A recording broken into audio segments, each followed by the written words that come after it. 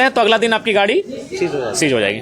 तो थाना में नहीं, मतलब ऊपर तक होता है, थाना आपका न्यूनतम है, अंतिम इकाई जो है उसे थाना को आपको मैनेज करना पड़ता है। अगर वहां से मैनेज किए बिना आप नहीं काम कर सकते। कैग का रिपोर्ट आपने भी पढ़ा होगा, क्या कहिएगा कैग का रिपोर्ट? अभी रिपोर्ट को नहीं पढ़ पाए हैं क्योंकि कल आज मेरा थोड़ा सा शून्यकाल का सवाल भी छूट गया है। स्वास्थ्य विभाग में देखिए कोरोना काल के समय में स्वास्थ्य मंत्री जी उस रिपोर्ट को हम पढ़ते हैं और उसके बाद जरूर मीडिया बंधुओं के माध्यम से हम अपने विचार प्रकट करेंगे। अच्छा, इतना तो कह सकते हैं कि जो स्वास्थ्य व्यवस्था है झारखंड में, देखिए लचर है, ये कह सकते हैं, इसलिए कह सकते हैं कि शायद प्रत्येक दिन हम कम से कम 3 से 4-5 जो सिविल सर्जन को मुख्यमंत्री गंभीर बीमारी योजना का अनुशंसा करके भेजते हैं, और जिनमें कुछ का काम होता है, कुछ का काम रुक जाता है, और कई विधानसभाओं के हम भेजते हैं। तो इसलिए इस विषय से हम परिचित हैं कि स्वास्थ्य की व्यवस्था है वो लचर है।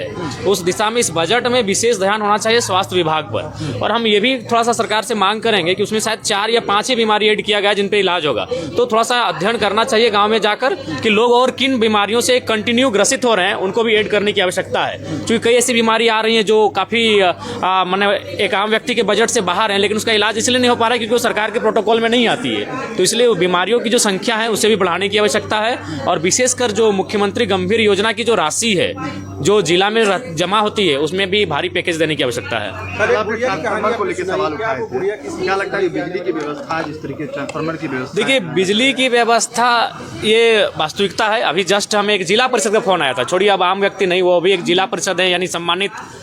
उनका कहना है कि मेरा भी 35,000 का बिल आया है पिछले 4 या 5 महीने मीटर रीडिंग में गड़बड़ी के कारण।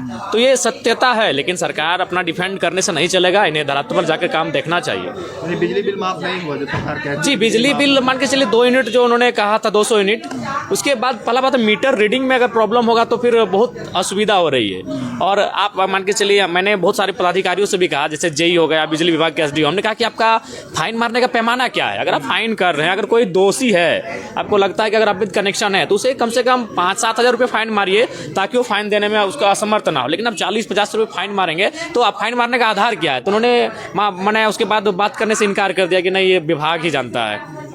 बालू को लेकर कैसे देखते हैं, क्योंकि आप जहाँ से आते हैं? हाँ, वो बालू का बिल्कुल बालू का ही गढ़ है, क्योंकि बड़ाकर नदी है, एक तरफ दामोदर नदी है, और उसी के बीच हम आते हैं। निसंदेह बालू का कंडीशन ये है कि अगर कोई आदमी नया ट्रैक्टर लेता है तो देखिए, हमको 2 दोस्त हमें फ़ोन किए हैं कि वैदाक जी हम ट्रैक्टर ले रहे हैं तो थोड़ा थाना को देख लीजिएगा ना। हम बोले कहा है ना, हम बालू के लिए ट्रैक्टर ले रहे हैं। और ट्रैक्टर लेने से पहले अपनी पत्नी को भेज दें बेचारे कि जैन थोड़ा विधायक जी को थोड़ा कन्विंस कर लीजिएगा, बहुत सख्त है विधायक जी, तो थोड़ा सपोर्ट कर देंगे थाना उना में। तो हम बोले देखिए इसमें आप लोग को खुद देखना होगा, और ये सच्चाई है। अगर आप किसी थाना को मैनेज नहीं करते हैं तो अगला दिन रेड हो जाता है।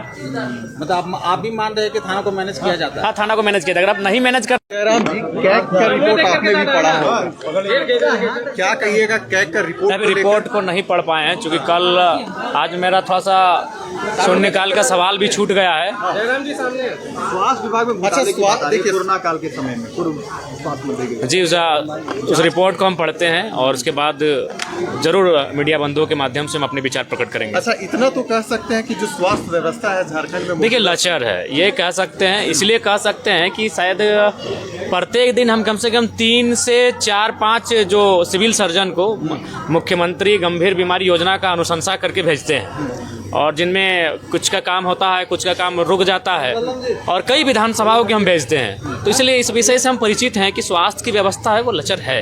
उस दिशा में इस बजट में विशेष ध्यान होना चाहिए स्वास्थ्य विभाग पर। और हम ये भी थोड़ा सा सरकार से मांग करेंगे कि उसमें शायद 4 या 5 ही बीमारी ऐड किया गया जिन पे इलाज होगा, तो थोड़ा सा अध्ययन करना चाहिए गाँव में जाकर कि लोग और किन बीमारियों से कंटिन्यू ग्रसित हो रहे हैं, उनको भी ऐड करने की आवश्यकता है। क्योंकि कई ऐसी बीमारी आ रही हैं जो काफ़ी माने एक आम व्यक्ति के बजट से बाहर हैं, लेकिन उसका इलाज इसलिए नहीं हो पा रहा है क्योंकि वो सरकार के प्रोटोकॉल में नहीं आती है। तो इसलिए बीमारियों की जो संख्या है उसे भी बढ़ाने की आवश्यकता है, और विशेषकर जो मुख्यमंत्री गंभीर योजना की जो राशि है जो जिला में जमा होती है उसमें भी भारी पैकेज देने की आवश्यकता है। ट्रांसफार्मर को लेकर सवाल उठाए थे, क्या लगता है बिजली की व्यवस्था, जिस तरीके ट्रांसफार्मर की व्यवस्था? देखिए बिजली की व्यवस्था ये वास्तविकता है। अभी जस्ट हमें एक जिला परिषद का फोन आया था, छोड़िए अब आम व्यक्ति नहीं, वो भी एक जिला परिषद है यानी सम्मानित।